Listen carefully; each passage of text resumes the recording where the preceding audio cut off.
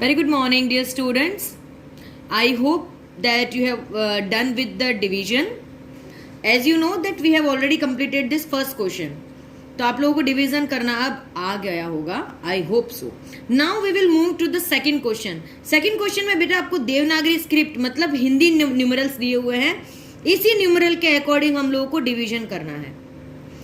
सबसे पहली बात, या तो आप एक चीज कर सकते हो कि इसको आप इंग्लिश में कन्वर्ट कर दो. 684 डिवाइड बाय 19. अब इसको रफ में सॉल्व करो और फिर उसको फेयर में उतारो. दूसरा ऑप्शन है डायरेक्टली हम इसी न्यूमरल के अकॉर्डिंग फेयर में सॉल्व करते हैं. Okay, I will show you.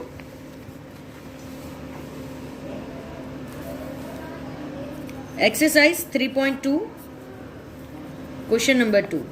The first question is there 684 divide by 19. So 684 ये अंदर जाएगा और 9 से हम उसको डिवाइड करेंगे.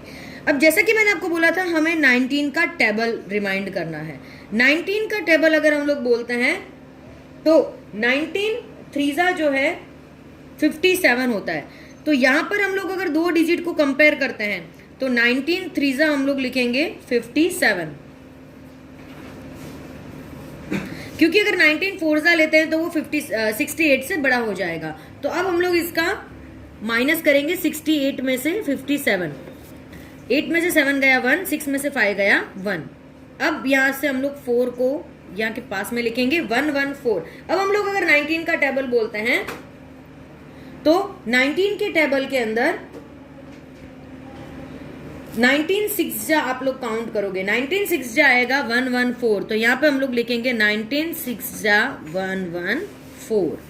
तो यहाँ पे रिमाइंडर रहेगा 0 और ये हो गया हमारा आंसर 36. अब मैंने जो आपको दूसरा तरीका बताया कि अगर आप लोगों को ये नहीं समझ में आ रहा है तो पहले आप लोग क्या करोगे, इसको नॉर्मल जो हम लोग यूज लेते हैं नंबर्स, उस नंबर में इसको कन्वर्ट करोगे and then you should solve it. अब अगर इसको हम लोग सॉल्व करते हैं 684 डिवाइड बाय 19.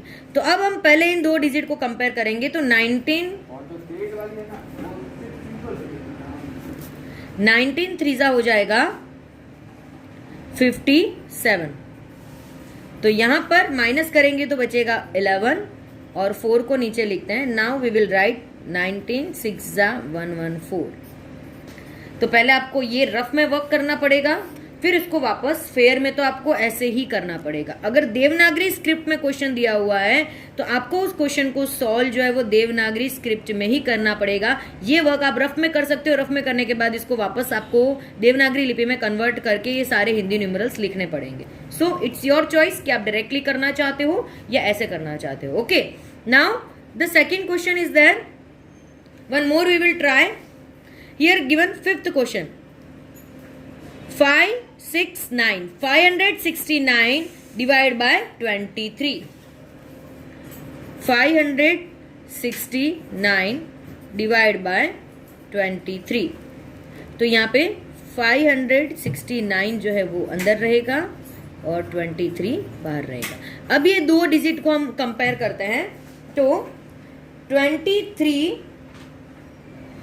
टूजा होता है 46. तो 23 टूजा हम लोग यहाँ पे लिखेंगे 46.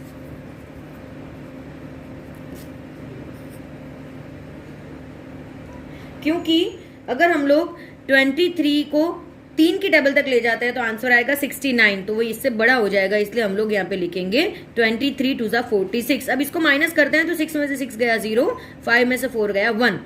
अब यहाँ पे जो 9 है इसको हम लोग नीचे लेंगे. अभी हम लोग अगर इसको डिवाइड करते हैं 569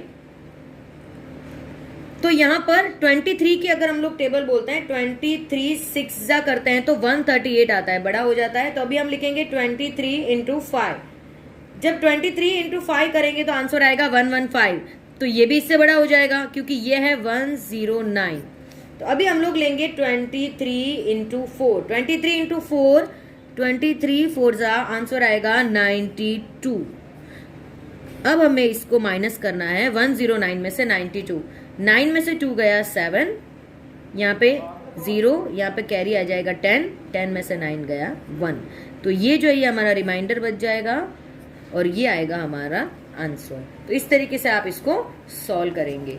so now rest of the question, जो 4 क्वेश्चन यहाँ पे दिए हुए हैं, सेकंड, थर्ड एंड फोर्थ, ये 3 आपको घर पे सॉल्व करना है। ये 3 आपका होमवर्क है, second, third and fourth question.